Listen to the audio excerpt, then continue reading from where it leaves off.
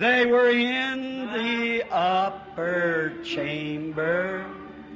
They were all with one accord. When the Holy Ghost descended, that was promised by our Lord. Oh, Lord, send your power just now. Oh, Lord, send your power just now. Oh, Lord, send the power just now and baptize everyone. Someday, God only knows just where or when the wheels of mortal life will all stand still. Then I shall go to dwell on Zion hill. Someday, beyond the reach of mortal kin, someday, God only knows just where or when. What's going to happen? She's going to close, all these little wheels turning. The wheels of mortal life shall all stand still. Then we shall go to dwell on Zion's hill. Swing low, sweet chariot, coming far to carry me home. Swing low, sweet chariot, coming far to carry me home. If you get there before I do, coming for to carry me home, tell Brother Bosworth and all my friends too, just coming for to carry me home. Now swing low, she'll dip down someday to pick me up. There, every tree will be afire. The angels of God, the fire and chariot, are to carry me home. Swing low, sweet chariot, coming far to carry me home. One of these days in the low parts of my death hours, I look for him to coming. That's right. I looked over Jordan. What did I see? Coming for to carry me home. Like old Elijah looking over Jordan. A band of bright angels coming after me. They were coming for to carry me home. Swing low. Get down low. Sweet chariot, coming far to carry me home. Swing low, sweet chariot, coming far to carry me home. The Lord Jesus, the blessed driver of this chariot, the pilot over the old ship of Zion, the boat of life, moving down through the building, speaking. His presence is here. The very Holy Spirit that raised him from the grave is here.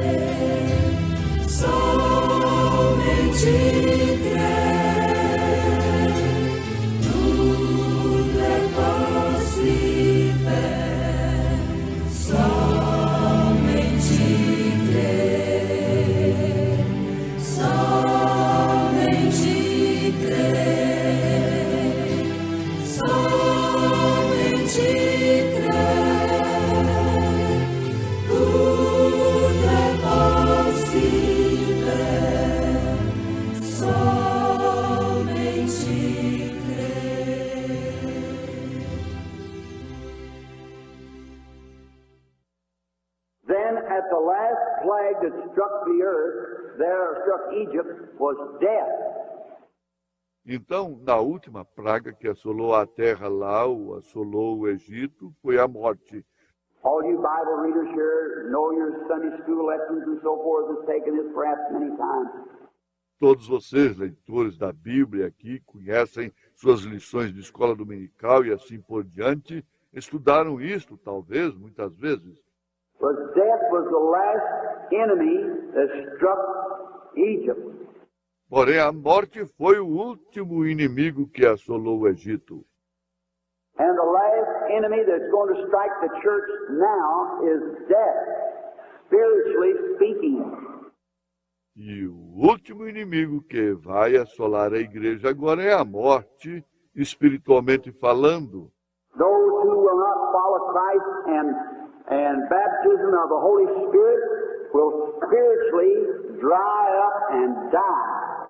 Aqueles que não seguirem a Cristo no batismo do Espírito Santo secarão espiritualmente e morrerão. The churches, you see it now. As igrejas, você pode ver isto agora. After many, many great revivals and evangelists have passed through the land, and yet the church is, that is politically church speaking, is getting worse all the time. Após muitos grandes reavivamentos e evangelistas passaram pela terra e ainda assim a igreja está, isto é, politicamente falando da igreja, está piorando o tempo todo. Its members are just living any way they want to, doing anything they want to, yet calling themselves Christians. They say they're all right. Seus membros estão simplesmente vivendo do modo que querem, fazendo o que bem entendem, no entanto chamando a si mesmos de cristãos e dizendo está certo.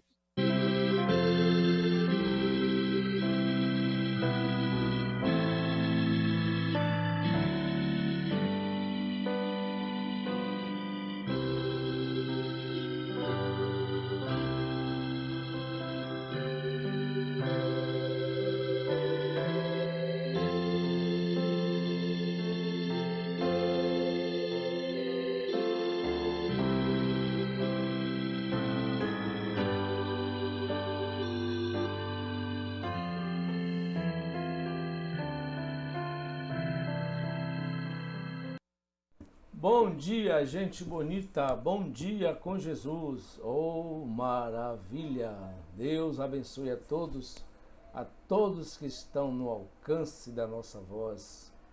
Mais uma vez é um privilégio estar aqui falando para cada um dos irmãos, para todos os que estão ouvindo essa programação pela rede social, através do Tabernáculo da Fé Simos Filho, aqui na pessoa do pastor Marco Antônio que vos fala, vosso servo, irmão em Cristo, que estamos mais uma vez para levar mais uma mensagem nesta manhã, dia 26 de abril de 2020. Estamos há um mês em isolamento social, confinados, e desejamos que realmente isto termine. Se isso não terminar aqui, vai terminar no arrebatamento. Se isso se propagar, né, se a coisa ficar apertada, eu posso ter certeza disso. Jesus virá buscar a sua igreja. Não haverá situação que não fique fora de controle. Se a coisa chegar ao extremo, eu tenho certeza, eu tenho convicção plena. Isso veio no meu coração esses dias. Jesus vai tirar o seu povo. O justo não vai perecer com o ímpio. Salmo capítulo 1, né? O Senhor conhece o caminho dos ímpios. O Senhor conhece o caminho dos justos. O ímpio não permanecerá na congregação dos justos, porque o Senhor conhece o caminho dos justos, mas o caminho dos ímpios perecerá. Então, o trigo e o joio não vão ter a mesma sorte. O trigo e o joio não vão ter a mesma sorte. Então, se houver uma situação, né, caótica, irreversível para o povo de Deus, então a igreja de Jesus ela não vai ser martirizada. O profeta diz, ela não vai ser fechada, ela vai ser arrebatada. Então esteja preparado, esteja descansado nisso. A sua solução é o arrebatamento. A resposta para o eleito é o rapto. E para os outros, pastor? Bom, eu sinceramente não sei.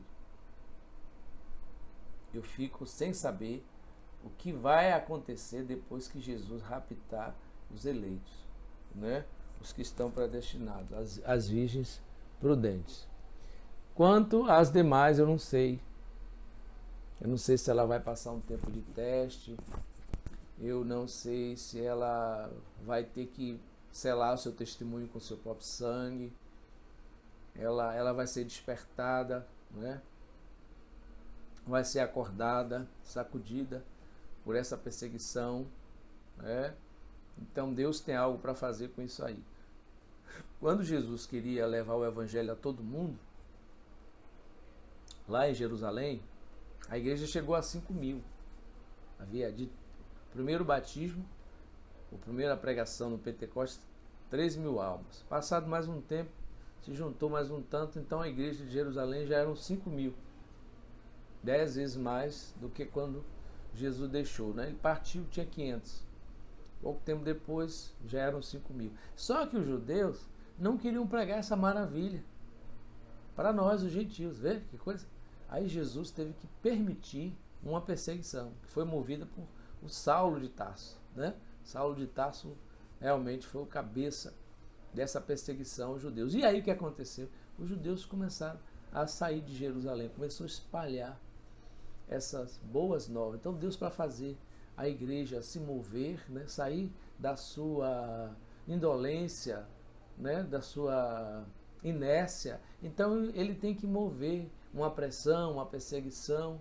Então talvez isso aí faça as virginésias acordarem, né?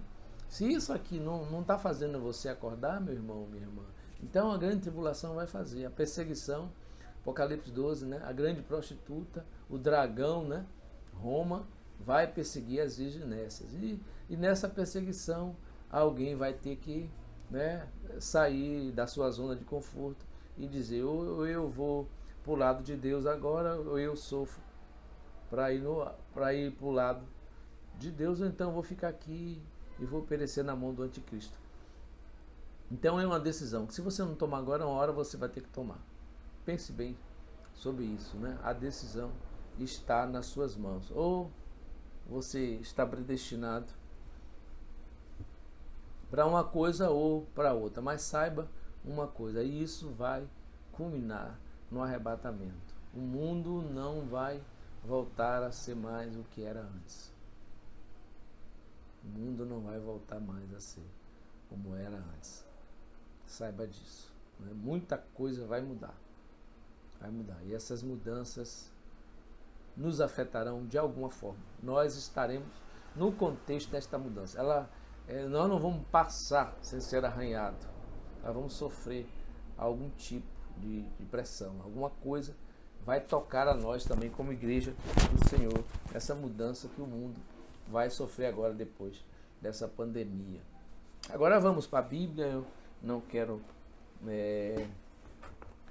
Mas como foi colocado, você que começou a assistir esse vídeo desde o início, o nosso texto foi colocado lá,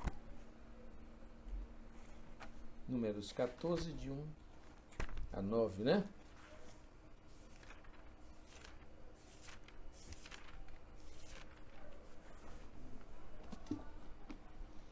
Então toda a congregação levantou a sua voz e o povo chorou naquela noite.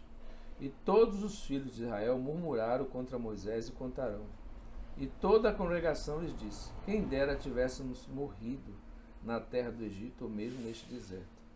E por que o Senhor nos traz a esta terra para cairmos à espada, para que nossas mulheres e nossas crianças sejam por presa?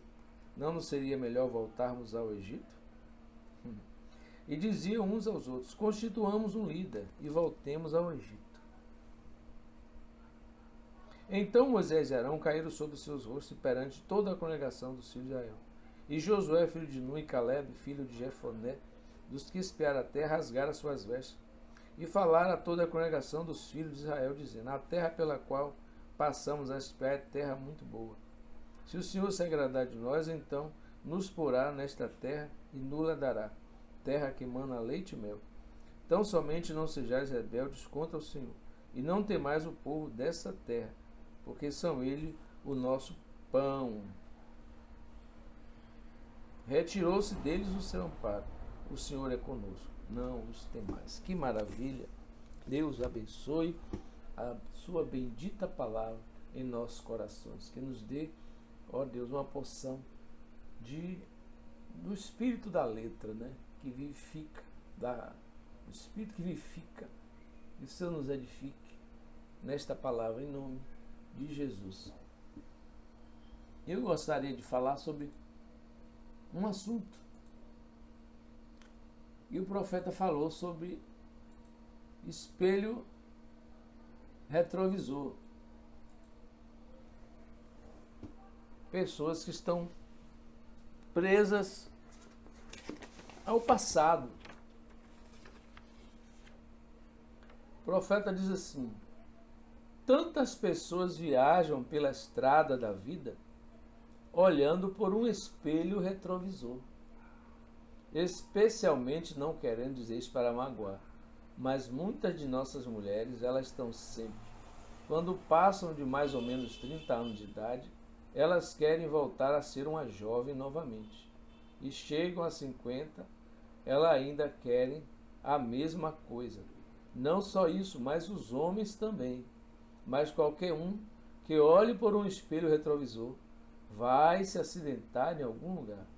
Não se pode dirigir estrada fora olhando pelo espelho retrovisor. Não se vai para frente olhando para o passado. Israel estava olhando para o passado. Israel estava querendo voltar para aquilo que ela julgava ser bom. Mas o bom estava lá na frente. O melhor estava por vir. Mas eles queriam viver de glórias passadas. Eles queriam até eleger um capitão da pessoa que é, né? Acha alguém para acompanhar, né? As pessoas nunca querem fazer aquilo só. Então Israel fracassou quando olhou para trás. Isso é falta de objetivo. Quando você não tem objetivo, você não chega em lugar nenhum. Quando você não tem objetivo e surge algum obstáculo, alguma dificuldade, você sempre pensa em voltar. Então, eles saíram. Muito daquela multidão de pessoas eram estimuladas apenas. Ali saiu uma multidão mista, uma mistura de gente, de animais. 90% do que estava ali eram estimulados. Eles não estavam realmente cientes da promessa. Eles não lembravam, eles não estavam conscientes de que havia uma promessa de Deus sobre a saída deles dali. Muitos estavam apenas entusiasmados pelos sinais, pelos milagres que estavam acontecendo. Eles estavam apenas estimulados, entusiasmados, por assim dizer. E tem muita gente que está na igreja não é por causa de Jesus. E elas vão sair. Elas vão sair. Do dia que Jesus ressuscitou até o Pentecostes no Espírito Santo foram 10 dias. Havia 500 pessoas que viram a ressurreição e ouviram Jesus dizer: ficai em Jerusalém. Mas só 120 permaneceram ali. Os outros foram saindo. E só o remanescente ficou, 120, quase 120, permaneceram para receber a promessa. Os outros foram. Não esperaram até receber a promessa. Não ficaram. Alguma coisa puxou eles para aqui e outros. Então tem muita gente na igreja que não está ali por causa de Jesus. Não tem objetivo. O segredo dos que triunfam é começar de novo. segredo de terminar bem é começar bem. Paulo disse, olhando para Jesus, autor e consumador da fé. Essa é a maneira, né, de vencer, olhar para Jesus, nosso exemplo. Nosso exemplo. Mas pessoas que não têm objetivo. Pessoas que não têm motivos e objetivos definidos. Elas estão simplesmente levadas. Elas são apenas estimuladas. Elas são apenas influenciadas, por assim dizer. São influenciadas. E essas pessoas estão sempre dispostas a voltar para trás. Porque elas não têm objetivo. Elas não têm meta, elas não têm um alvo. Então elas não têm foco.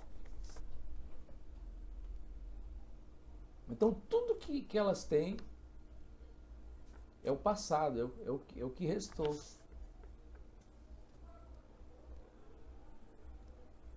Andar para frente é uma questão de fé. Viver pela fé é tornar o que Deus fala mais real do que aquilo que você vê. O cristão, ele é um visionário. O que ele ouve da palavra de Deus é mais real para ele do que aquilo que ele pode tocar com o seu sentido, pode ver com os seus sentidos, pode sentir. O mundo espiritual, para ele, é mais real do que esse mundo físico. Porque para nós, o mundo já ruiu. Para o cristão, o mundo já ruiu.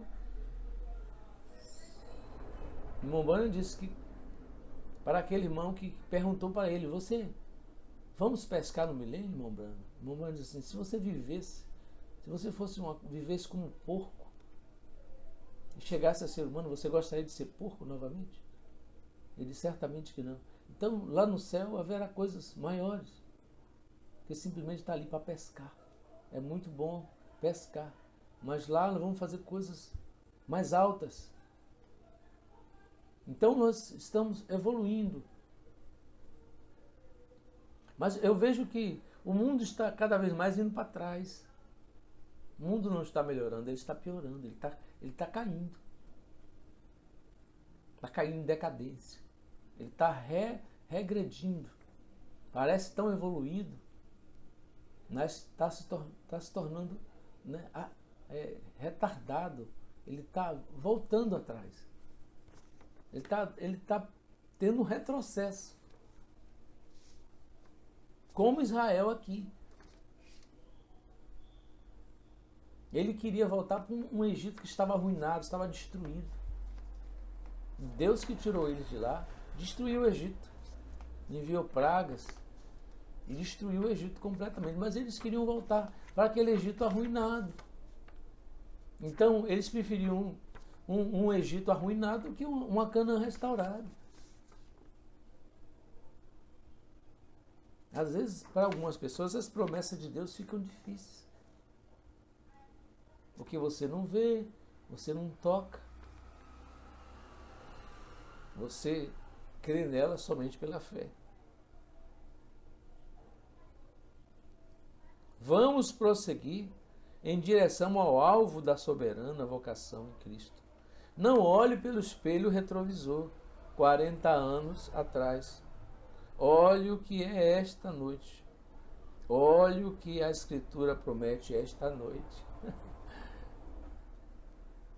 Não é um Deus histórico, é um Deus vivo.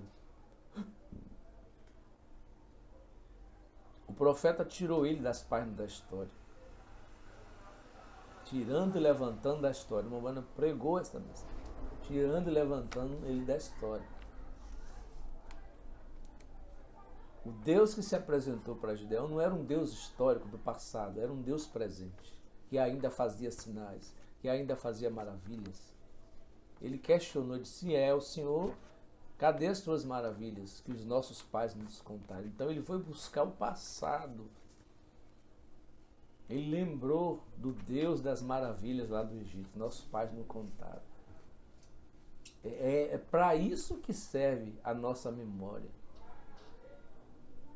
Ela não deve, ela não deve,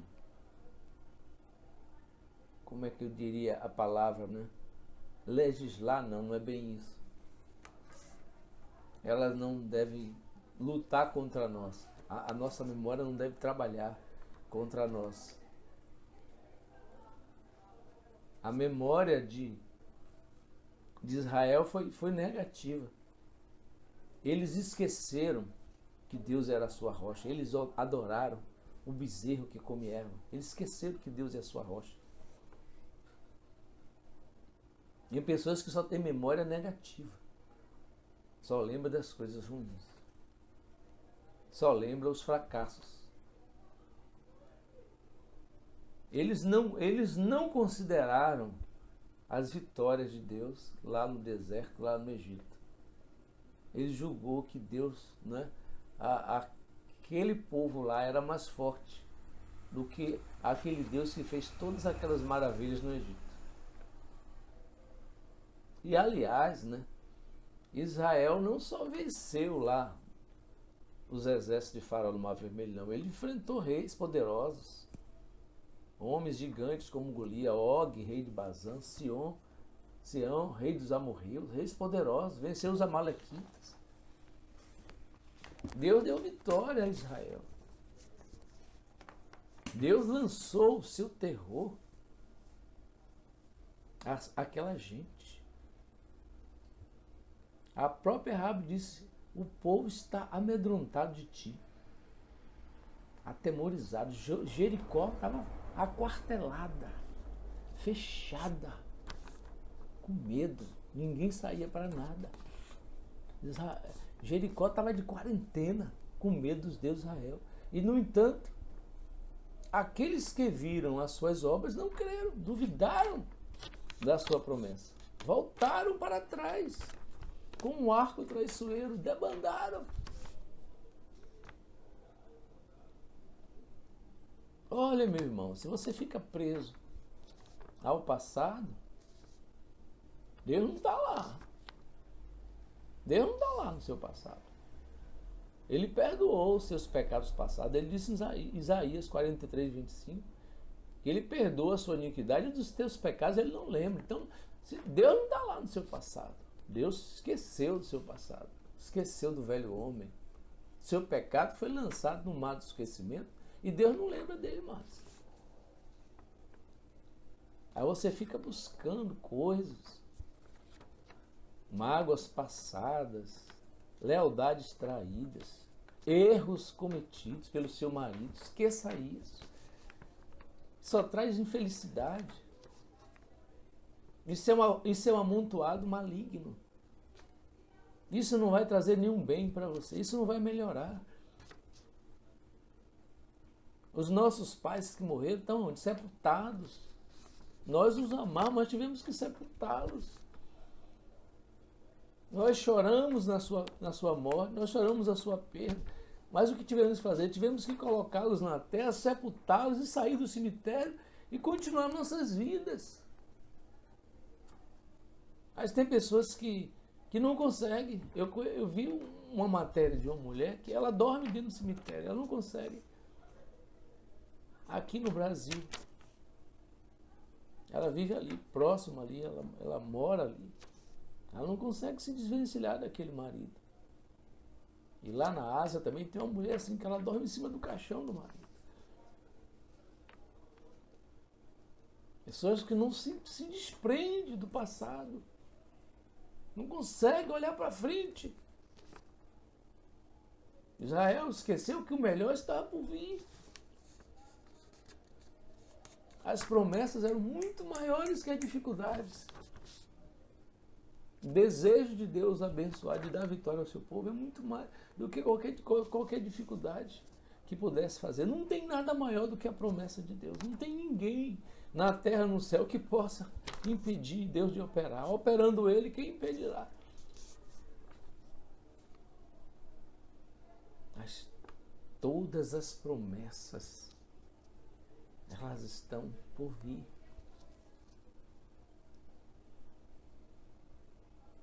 Por isso nós caminhamos, né? Aqui não é no nosso destino, nós estamos caminhando. Prossiga, prossiga, prossiga, prossiga. Prossiga para o alvo, pelo prêmio da soberana vocação. Prossiga. Então Israel fracassou. E você vai fracassar. Vai fracassar. Seu casamento vai fracassar. Se você viver cobrando, se o casamento se resume em cobranças, em ciúmes, em desconfianças, lembranças do passado, feridas que não cicatrizam, né? Diz que perdoou, mas está sempre cobrando. Ninguém tem condição de viver assim. Quem vive de passado, meu irmão, minha irmã, é museu. Quem vive de história é museu. Nós temos que olhar para frente. Então o profeta está dizendo aqui, né? Pessoas que dirigem, olhando para trás. Qualquer homem que dirige em estrada, olhando através do espelho retrovisor, se arruinará completamente. Isto é certo. Você faz como alguma de nossas irmãs, com 50 anos de idade, que tenta aparentar 16. Você está olhando para trás. Se você olhar pelo espelho retrovisor, cedo você se arruinará. Este tem sido o problema de muitos. Você sabe quando é que um cérebro começa a degenerar? É quando uma pessoa fica idosa e ela não tem mais perspectiva de futuro. O cérebro de uma pessoa idosa, de um velho, né? A pessoa vai ficando velho. Estou dizendo assim, não pejorativamente, né? Mas a mente, né? Porque o espírito pode continuar jovem, mas é a mente que envelhece. São velhas ideias, né? Velhos pensamentos. Então, quando não começa a criar coisas novas, não começa a usar a mente, né? Pensar em coisas novas, porque a Bíblia diz que Deus faz nova todas as coisas. Isaías 40 diz que a águia se renova. Mas aí aquela pessoa velha, ela só vive de passado.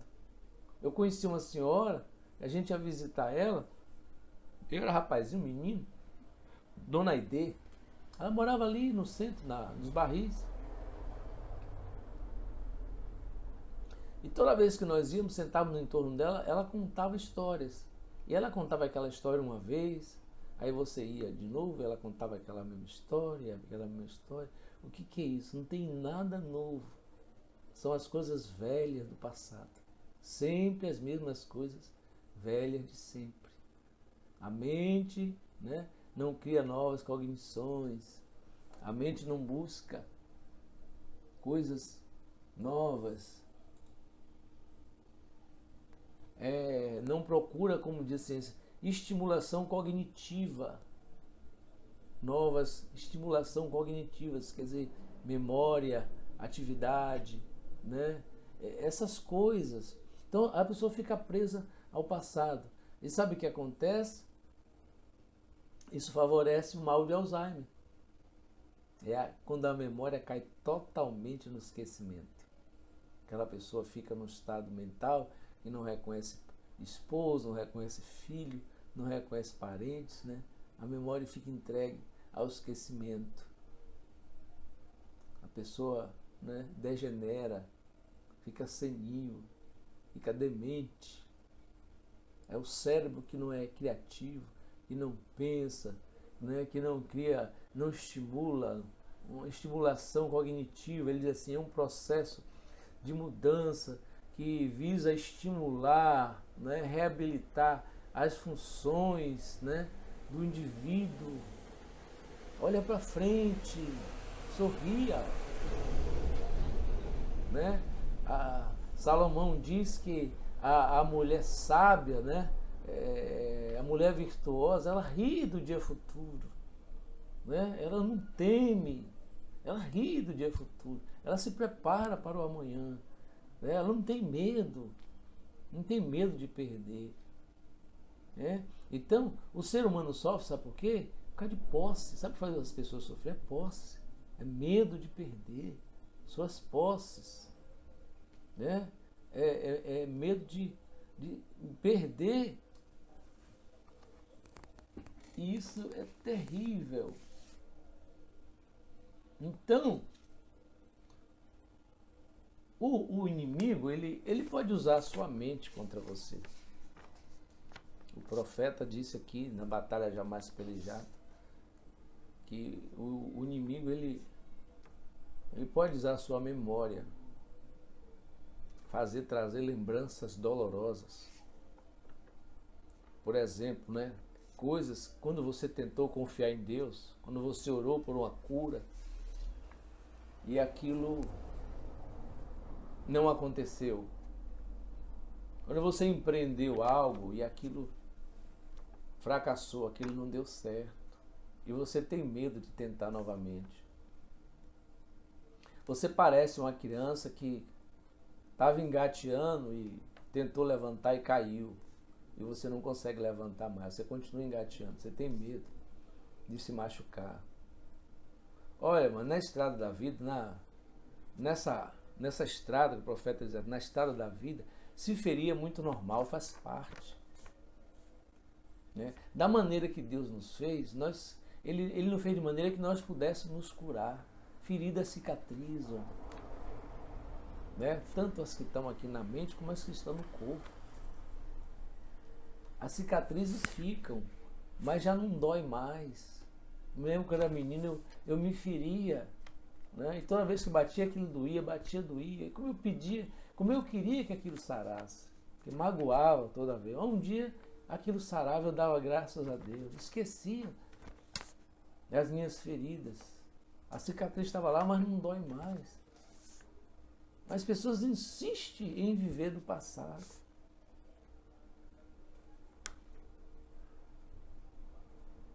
Você sabe uma coisa que Vitor Hugo disse, que os infelizes são ingratos.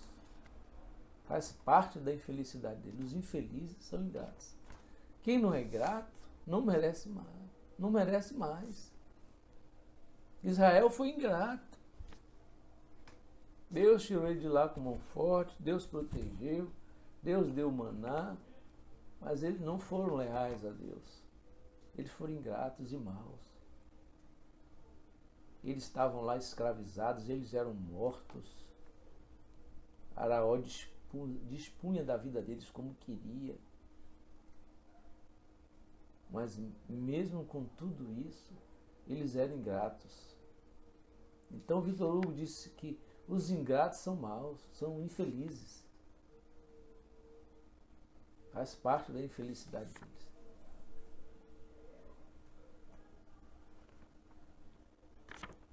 Então, quem não é agradecido não merece mais.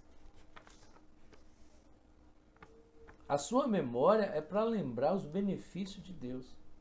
Davi disse, não esqueça de nenhum de seus benefícios. Mas a memória de Israel não era para lembrar das bênçãos de Deus, era para lembrar das dificuldades.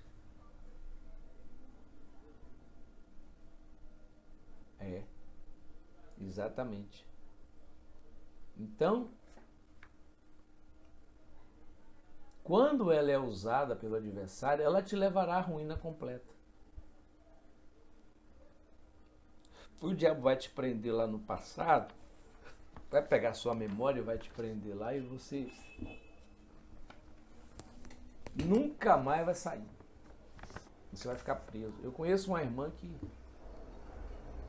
ela vive doente, muito doente.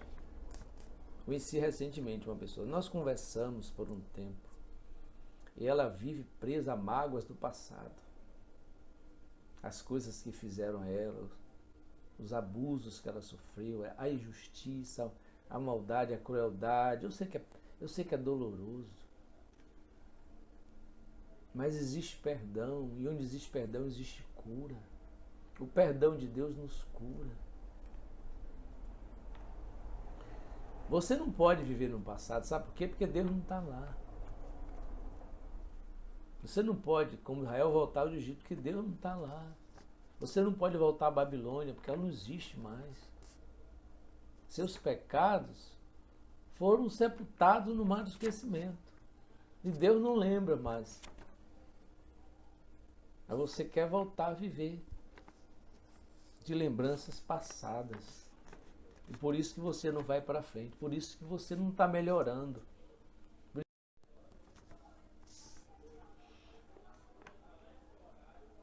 Então ele diz que a senhora Jones tentou confiar em Deus e falhou. É o diabo, né? O diabo dizendo para Israel: olha, Deus tirou vocês lá do Egito para matar vocês aqui. Né? Esse era o pensamento do diabo, né? Deus não tinha sepultura lá no Egito suficiente. Então, se você, olha, Deus não está satisfeito com vocês, não. Deus vai matar vocês aqui no deserto. Esse era o pensamento do diabo. Era o pensamento negativo. Satanás queria ver a derrota do povo. E o diabo quer ver a sua derrota. Se ele puder pegar e te prender, né? Ele te colocar lá no canto da parede, ele vai te derrotar. Ele vai usar a sua memória. Ele vai usar os seus afetos.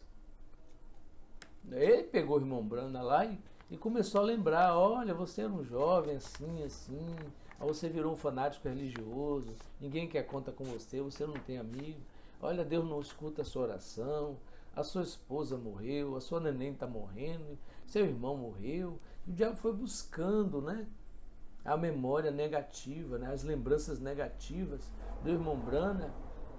E colocou ele lá no canto da parede. O diabo já estava para dar lá um tiro de misericórdia lá, né? Ia usar o último cartucho para detonar o irmão Brana. Mas aí ele buscou lá, né?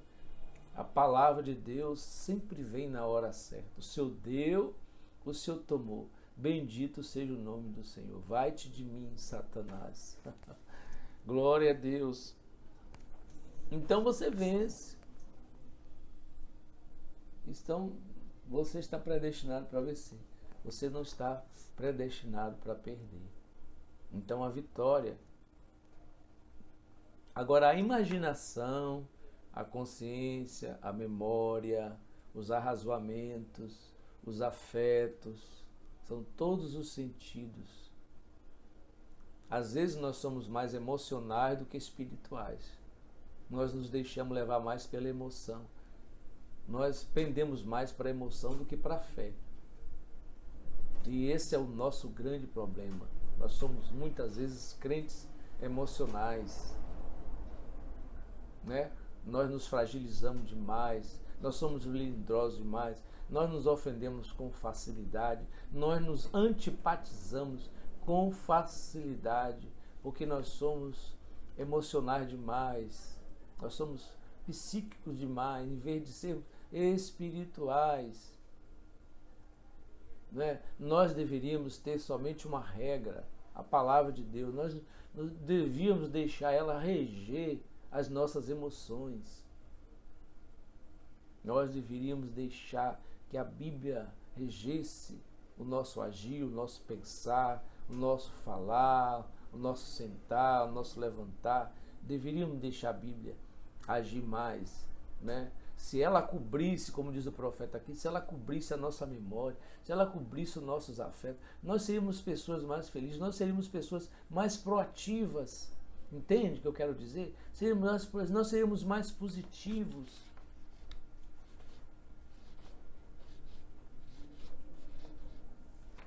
Nós não computássemos tantas nossas perdas, não chorássemos tantas nossas perdas. Nós estamos sempre olhando o que nós perdemos. Nós ainda estamos naquela tese do pontinho preto no papel branco. Nós olhamos muito pelo negativo.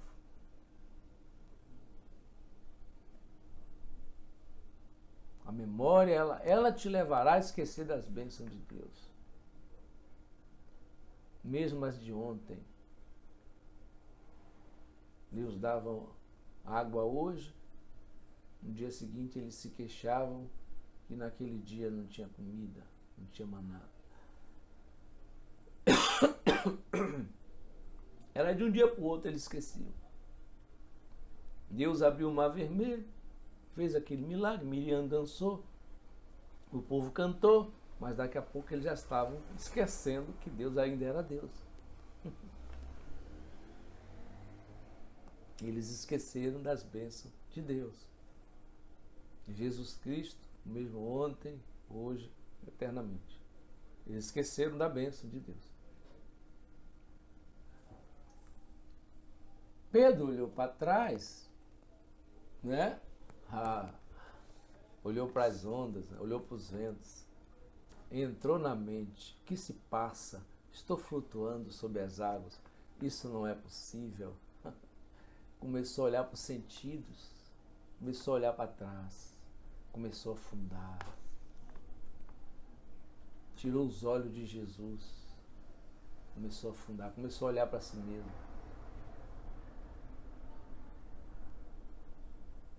O apóstolo Pedro disse que nós estamos, né, ligados, aquele que não nasceu de novo está ligado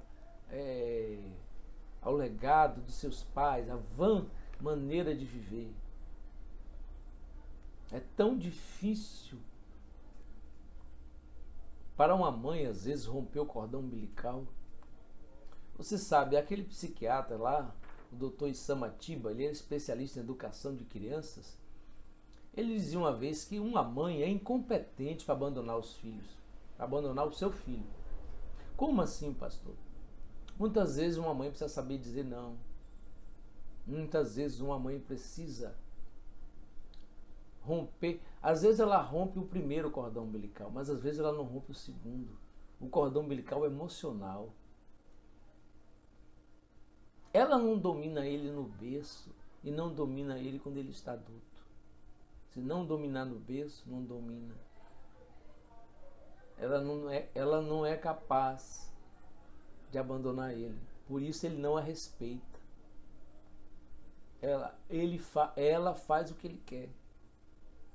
Ele manipula ela, ele chantageia e ela cede às chantagens. Desde criança que chantageia os pais e os pais cedem.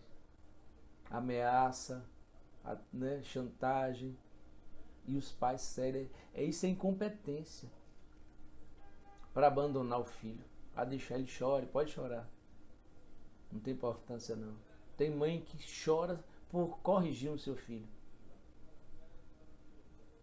Esse dia eu estava conversando com a esposa, que às vezes o menino, antes de apanhar, já estava chorando. Não é uai maninha, uai maninha, uai maninha. Peraí, eu não lhe bati ainda, você já está chorando. Manha, né? Criança faz manha. Uai, uai, manhinha, uai, manhinha. Criança é assim. Mas tem mãe que não tem, é incompetente. A palavra certa que ele usou é essa, é incompetente. Por isso ele não respeita.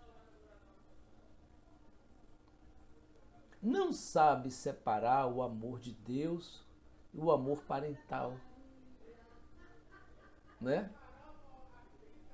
Porque nós mesmos que fomos salvos, que fomos achados dignos de ser a noiva do Senhor Jesus e formos julgar o mundo, nós vamos julgar os nossos parentes. E se você, aqui hoje, você não sabe separar laço de família, lá você não vai ter condição de julgá-los.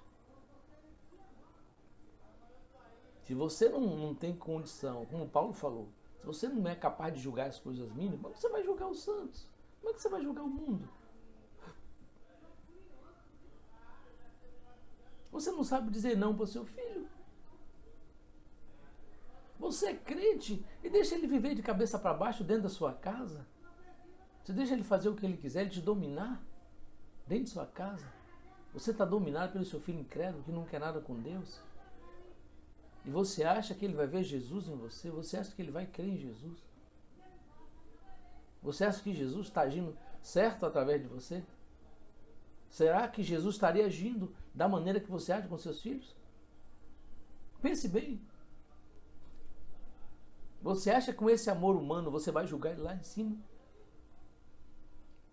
E ser capaz de lançá-lo nas trevas, no lago de fogo? Você não tem capacidade. Você não diz a verdade para ele. Você não age com justiça. Você é parcial. Eu conheço a história de uma mãe que agiu com justiça com seu filho. Ela disse que um dia ele chegou em casa dentro de um táxi. E esse táxi, cujo taxista ele havia matado para roubar o táxi. E aquela mãe justa entregou aquele seu filho à justiça. Ela disse, eu não ensinei isso a ele. Éramos somente nós dois, eu não ensinei. Agora ele vai pagar na justiça. Essa mãe foi sábia, foi justa. Ela soube separar o trigo do joio. Mas muitas mães não sabem não. É meu filho. Isso é carne e sangue. Jesus soube separar. Jesus disse, minha mãe e meus irmãos são aqueles que fazem a vontade do meu Pai que está no céu. As muitas mães que são crentes não sabem separar. Seu filho é o reizinho da casa, né? Sua filha é a princesinha da casa. Faz o que quer. Deus não é avô. Deus é pai. Como é que vai fazer? Então a mãe é incompetente para abandonar os seus filhos. A mãe é incompetente para dizer não. A mãe é incompetente para não ceder às suas pressões. Então ele não vai ver Jesus porque você não está apresentando Jesus para ele. Você não está agindo como Jesus agiria. Infelizmente, tenho que lhe dizer isso. Você que está me ouvindo, você que é mãe, você que é pai. Seu filho é um desordeiro, sua filha é um desordeiro. E você consente. Você sabe das coisas erradas que ela está fazendo nas suas costas e você faz vista grossa. E você faz de conta que não está vendo que é sua filha. Jesus está olhando isso. Depois você não vai se queixar que a culpa é de Deus. Você vai dizer, ô Jesus, salva meus filhos. Mas primeiro ele tem que salvar você. Porque se tem um instrumento para ganhar eles, era você. E o profeta diz que eles vão ver Jesus da maneira que você apresenta. A vida que você vive diante dele vai determinar o que ele será. Não se engane, tenha certeza disso. Então rompa esse cordão umbilical, porque isso é amor humano. Isso não vai levar ninguém para lugar nenhum. Justiça é justiça. E a justiça começa dentro de casa. Muitos jovens não querem ser cristãos. Por quê? Porque estão presos ao passado, estão presos às experiências. Juventude é a fase da experimentação. É o primeiro copo de bebida, é o primeiro cigarro, é o primeiro cigarro de maconha, é o primeiro beijo, é o primeiro namorado, primeira namorada. Tudo é experimentação, né? Tudo para o novo, para o jovem é novidade. Ele vai se pegando as experiências do ontem, né? E disso não sai. E vai ficando. Porque Nelly disse, o mundo marca a gente, irmão Brando. Eu tenho um rosto muito feio, tenho muitas marcas. E isso vai ficando. São marcas do passado. Davi orou, perdoa, Senhor, os pecados da minha mocidade. Paulo disse, foge das paixões da mocidade. Muito preso, né, a essa experimentação. Mas lá na frente, quem sabe quando chegar na meia-idade, ele vai se arrepender de tudo aquilo, vai querer voltar atrás, né? Vai lembrar do passado e gostaria de ter feito diferente. Daí Salomão diz assim, lembra, né, do teu Criador nos dias da tua mocidade, antes que venha os maus dias e cheguem os anos dos quais venho dizer, não tenho neles contentamento. Saudade, né? Suspiros reais. Saudade de você, gostaria de ter feito certas coisas e não fez, ter feito certas escolhas e não fez. Meu irmão, minha irmã, o que resta agora é seguir em frente. O passado já passou. Os antigos diziam, águas passadas não movem moinho. Não adianta chorar, o leite derramado.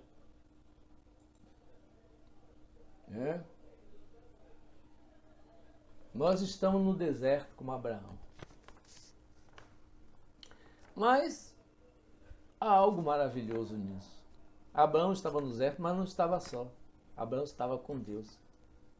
Então, se como Abraão estamos no deserto, e Deus é tudo que nós temos, porque Deus disse para Abraão, eu sou o teu galardão. o teu escudo, o teu grandíssimo galardão. Anda na minha presença, ser perfeito. Então, se Deus é tudo que nós temos, nós estamos bem. O pouco com Deus é muito, o muito sem Deus é pouco demais. Mais vale, né, o pouco que tem o justo que a riqueza de muitos ímpios. Eu não tenho nada para deixar, graças a Deus, né? Eu não tenho nada para lamentar.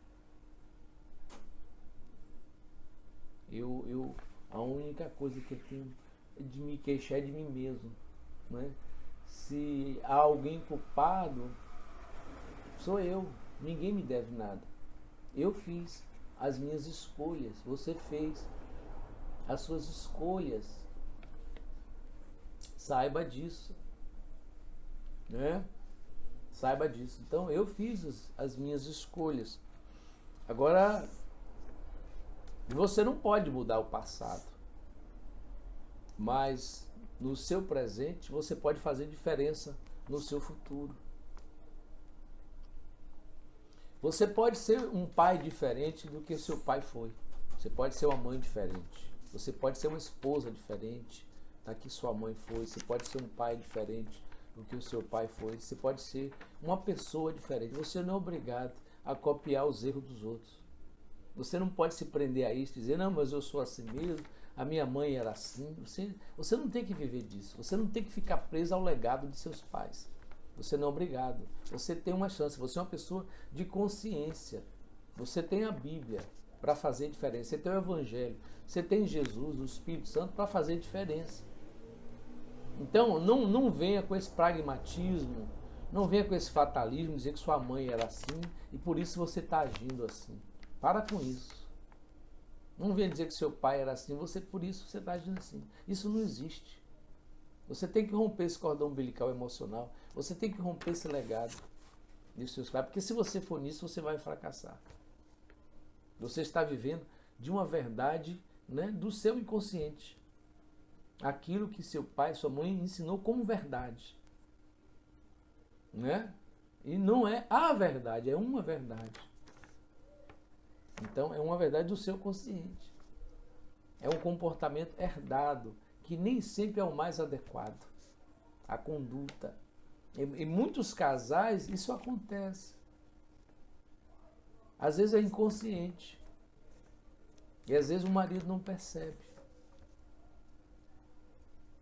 Né? Às vezes tem casos que aquele homem sofreu na infância, né? O pai dele era distante, o pai dele era frio, era insensível, né? Não se dialogava, era muito rígido e sem perceber ele está indo pelo mesmo caminho. Ele está fazendo a mesma coisa que seu pai fazia. Inconscientemente ele faz. Aquilo é automático. Aquilo é herdado, né? Aquilo é a convivência. E sem perceber, lá na frente ele está fazendo a mesma coisa. Ele lamenta lá que o pai dele fez com ele e inconscientemente ele está lá fazendo a mesma coisa que o pai dele fazia com ele. Está tratando o filho da mesma maneira, está tratando a filha da mesma maneira que sua mãezinha tratar. Isso aí são marcas do passado. São vínculos, né, que você precisa romper para ser uma pessoa melhor, para ser feliz. Para cumprir aquilo que está lá em Provérbios 14. A mulher sábia edifica a sua casa, a tola destrói com suas próprias mãos. Para de imitar o comportamento da sua mãe, para de imitar o comportamento ridículo do seu pai, irrefletido. Você não é um robô, você não é uma máquina.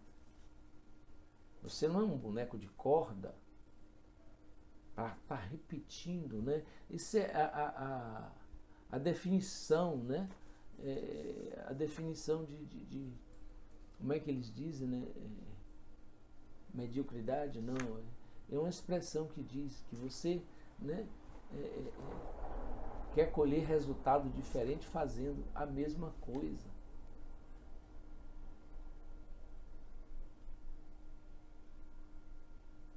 Você quer à frente das coisas, como dizia aquele cantor, olhando de lado.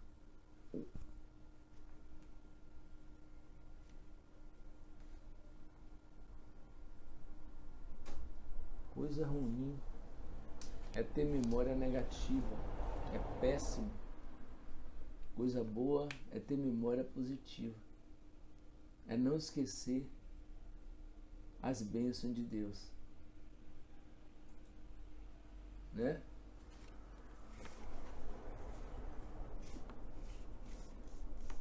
Existe chamada crise da meia-idade, né? Eu não sei se cristão tem crise de meia-idade.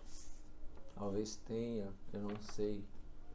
Eu não vejo, né, cristão saindo por aí e virando garotão, né, voltando aos 16 e fazendo aquelas coisas que gostaria de fazer e não fez. Mas uma coisa é certa. Você tem que olhar para frente. Parar, né? Olhar no espelho retrovisor. Né? Que vai mudar de faixa, né? Se você vai virar à direita, virar à esquerda, você olha, né? Com segurança, mas você prossegue olhando para frente. Você prossegue o seu caminho em frente. Então, eu quero, veja aqui o testemunho de Caleb, né? Aqui em Josué, capítulo 14, os que esperam no Senhor, Isaías, renovarão suas forças. Agora eis que o Senhor me conservou em vida. 45 anos são passados, desde que o Senhor falou estas palavras a Moisés, andando Israel ainda no deserto, e agora que eis que hoje tenho 85 anos, e ainda hoje estou tão forte como no dia em que Moisés me enviou. Qual era a minha força então, tal agora é a minha força, tanto para a guerra como para sair e entrar. Que coisa maravilhosa. Josué começou com 40, terminou com mais 45, 80 anos. Ele disse que a minha força ainda é a mesma, tanto para a guerra como para sair e entrar. Isso é uma atitude de coragem, né? Ele não ficou senil, não ficou velho, não ficou neurótico, não ficou rabugento, como diz Mombrana. Ele continuou indo para frente, ele estava disposto a continuar lutando. Então Isaías diz que Deus faz nova todas as coisas. Então, meu irmão, deixa o passado para lá, olha para frente. Nesta hora de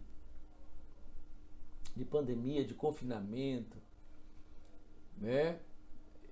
Dessa pandemia viral, nós temos que olhar para frente, para Jesus, olhando para Jesus, autor e consumador da nossa fé. O que nos espera está por adiante. Não seja tentado a voltar nesta hora. Não dê vazão às suas frustrações. Não dê lugar ao seu desespero, né? Deixe as coisas como estão no seu lugar. Deus tem um propósito em tudo. Deus sabe melhor. Deus sabe o que você precisa. Deus sabe o que eu preciso. Espere em Deus. Os que confiam no Senhor renovarão suas forças, subirão com asas como águia. Caminharão e não se fatigarão. Andarão e não se fatigarão. Então, fica com Deus. Deus abençoe. Deus te sustente. Deus te faça resplandecer o seu rosto sobre cada um de vocês. Deus os abençoe no nome de Jesus Cristo. Amém.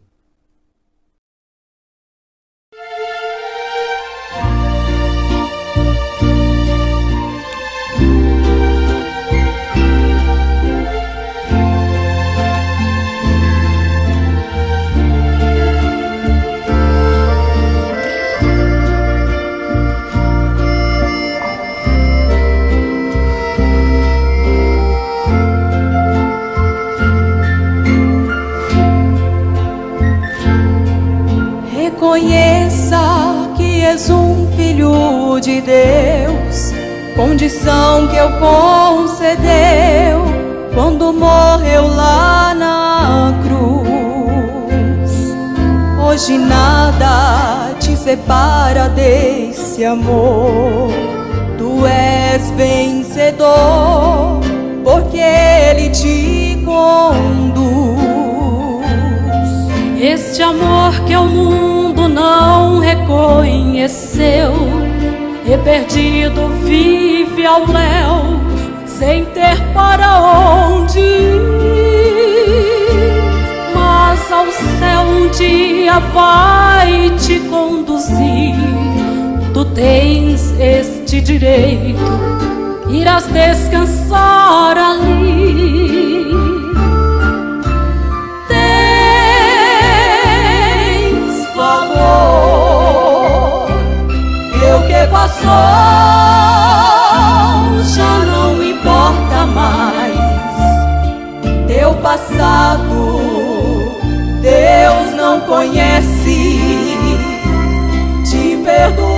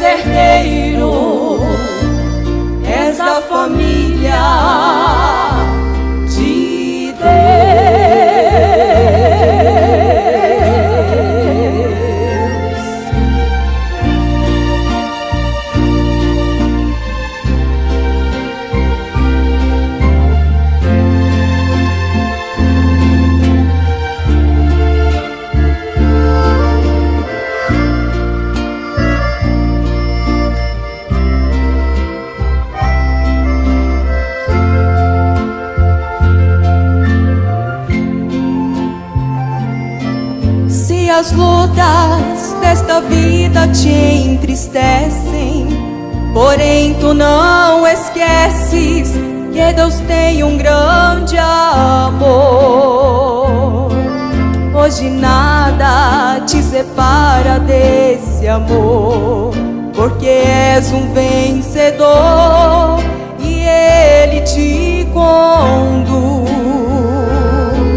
Certamente tudo isso findará, e então irás contar como bênçãos do Senhor.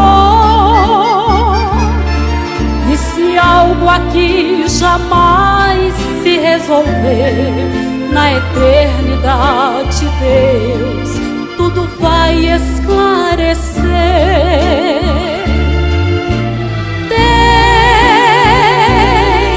Valor, e o que passou